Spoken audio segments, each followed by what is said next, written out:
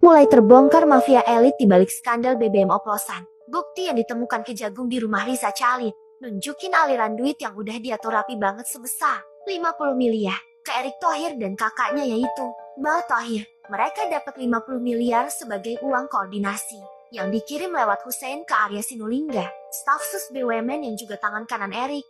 Dan gak berhenti di situ, Kapolda Metro Jaya, Karyoto, juga kebagian jatah 25 miliar per bulan lewat Fada Rafiq. Jelas, uang ini buat mengamankan operasi haram dan nutup rapat-rapat penyelidikan. Bahkan, mantan Deputi Penindakan KPK pun ikut main buat jaga skandal ini biar gak bocor. Nah yang lucu dari kasus ini, awalnya Kejagung bilang di berita, ini BBM oplosan. Pas netizen mulai ngamuk, mendadak diubah jadi BBM blending. Serius nih? Ada yang panik di belakang layar? Atau ada gesekan antara Kejagung dan KPK saling ancam buku dosa masing-masing institusi dan ngelindungin Thohir bersaudara ini? Gila sih kalau masih dibelah dan ditutupin. Korupsi hampir 1.000 triliun. Ini bikin semua mata tertuju ke Presiden Prabowo. Apakah makan Asia berani berantas tegas korupsi tanpa pandang bulu seperti janjinya saat kampanye? Atau kita harus lihat negara kita dipimpin oleh boneka politik?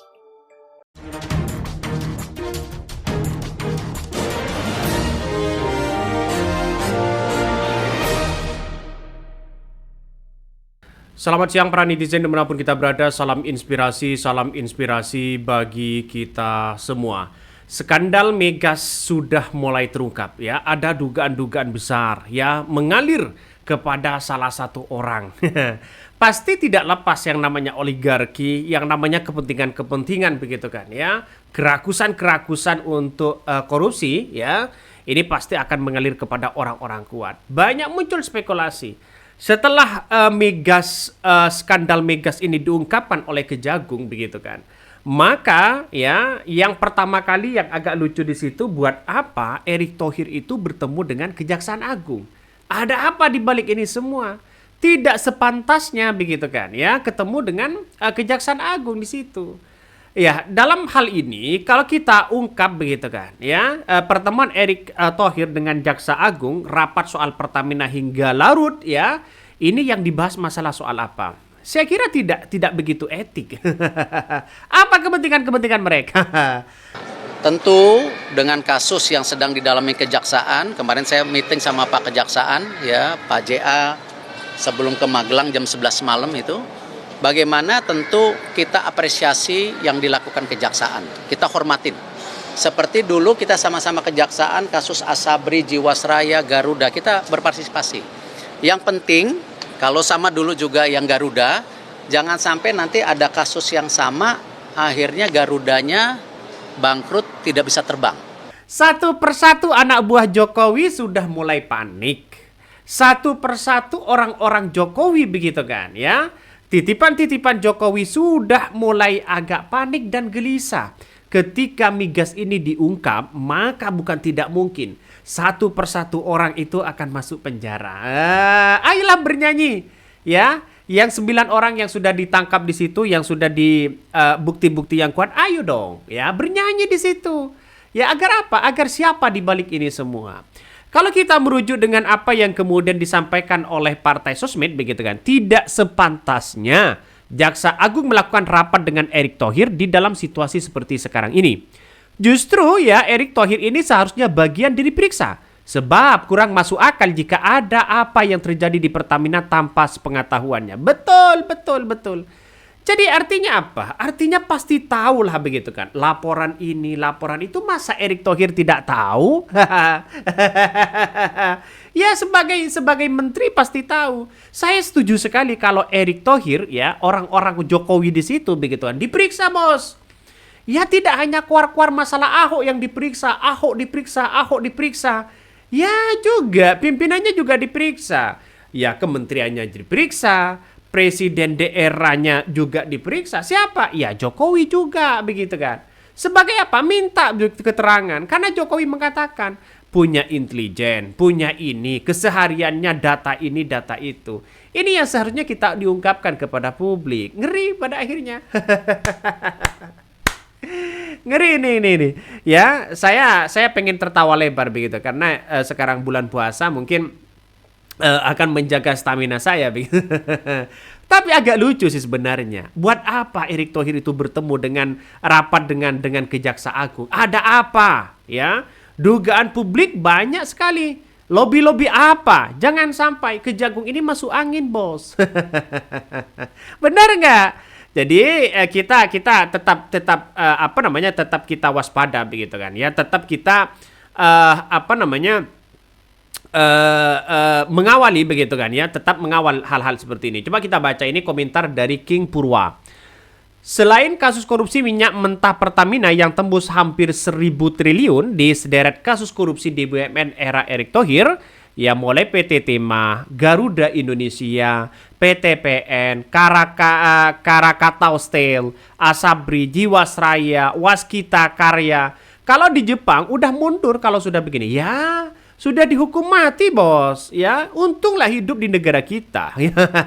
Negara di Konoha ini yang penuh drama-drama yang sangat luar biasa. Ya, orang yang mencuri ayam saja dihukum ya puluhan tahun. Sedangkan orang-orang yang korupsi, yang penting punya uang. Apakah seperti ini hukum kita? Jadi kalau Prabowo mengatakan tanpa pandang bulu, periksalah Erick Thohir, periksalah Jokowi. Kenapa, Bang? Ya, karena inilah bagian dari era mereka begitu kan ya. Yang kemudian Jokowi 2 periode, terus kemudian Erick Thohir di situ. Masa tidak tahu atasannya? Kan secara logika kan itu. Makanya ketika banyak yang sudah jadi tersangka, nampaknya Erick Thohir sudah mulai panik begitu kan. Senyum mereka menandakan ada sesuatu hal di balik itu semua. Pantas begitu kan ya. Jutaan orang menghujat Ahok karena ingin membongkar ini, membongkar itu begitu. Pada akhirnya di balik orang-orang itu ternyata ya itulah yang terjadi begitu. Coba kita baca ya. Dari beberapa orang yang kemudian berkomentar begini nih. Skandal migas terungkap diduga ada tangan Boy Thohir di kasus korupsi PT Pertamina Patraniaga. Ya, saya kutip dari inilah.com. Kejaksaan Agung mengungkap dugaan korupsi tata kelola minyak mentah di produk ya kilang PT Pertamina Patraniaga 2015-2023 yang merugikan negara hingga 193,7 triliun. Pemilik PT Alam Tree Resources Indonesia TBK Garibaldi Thohir alias Boy Thohir diduga ikut terseret dalam kasus ini dengan mengatur 6 pejabat Pertamina melalui 2 orang kepercayaannya. Ngeri, bos, siapa mereka begitu kan? Ini salah satunya. Ada Heri Zunardi, ada Febri, ya. Ini banyak skandal mereka yang kemudian dilakukan. Benar nggak seperti itu? Nah, ini yang harus kita amati, bos. Ini yang harus kita kawal bersama. Apakah benar ada skenario besar yang dimainkan oleh orang-orang mereka? Jadi secara tidak langsung begitu kan, saya menganggap bahwa persoalan-persoalan politik di negara kita, kalau toh pada hakikatnya begitu kan, ya Prabowo itu aja, maka tidak bisa untuk mengungkapkan tabir-tabir dana korupsi yang mengalir ke sini, ke situ dan sebagainya. Jangan-jangan juga mengalir kepada Pilpres. Wah, ngeri nih. Kalau mengalir kepada Pilpres, pada hakikatnya orang-orang ya harus mau bagaimana lagi di situ begitu. Makanya tidak heran ketika pemilu ini membutuhkan biaya yang begitu fantastis. Ini harus diselidiki betul siapa di balik ini semua. Jangan-jangan dugaan masyarakat benar diseret nama pemimpin ini, pemimpin itu begitu kan ya. Makanya dengan adanya seperti ini masyarakat harus mewanti-wanti betul. Apakah benar dugaan-dugaan ini mengalir ke sana ke sini begitu kan? Ngeri. Ya, jadi kalau ada orang ya yang kemudian mengkritik sana sini itu dianggap oposisi sekarang ini. Dianggap tidak nasionalis. Dianggap hanya mengacak-ngacak negara kita ya. Kalau ada yang mengkritik seperti itu. Kenapa? Karena inilah ketika ada satu kebaikan, lalu kemudian ada 10 orang yang kemudian ada yang melakukan tindak pidana korupsi, maka yang jelas yang satu kebaikan ini akan kalah. Kenapa? Ya karena orang-orang mereka terlalu kuat, bos. Ini tembok besar yang dihadapi. Tapi bukan tidak mungkin yang satu ini akan menang sebagai regulasi. Artinya apa? Artinya Prabowo harus membuat regulasi dengan seadil-adilnya. Kalau Prabowo masih didatangi ini, didatangi itu, ya lucu negara kita, bos. Ya. Makanya setidaknya presiden itu independen. Ya, independen dalam segi apa, Bang? Kalau ada orang yang mau ketemu dengan Prabowo, mau ketemu dengan ini, nggak usah lah ya bertemu dengan orang-orang itu. Jangan-jangan orang-orang itu bagian dari mereka. Jangan-jangan ya dugaan-dugaan masyarakat ada lobby-lobby politik kepada mereka. Ngeri bos. Ngeri kan? Jadi makanya tidak heran ketika orang-orang menganggap bahwa di era Konoha begitu kan semuanya ya bisa bisa dipalsukan begitu kan. Ini ngeri pada akhirnya. Jadi saya kira apa yang kemudian disampaikan dalam sebuah berita ini ya bisa saja masyarakat harus mengawal betul ya terkait dengan pertemuan-pertemuan itu ini. Erick Thohir bertemu Jaksa Agung hingga larut malam. Publik curiga, bos. Curiga, sangat curiga.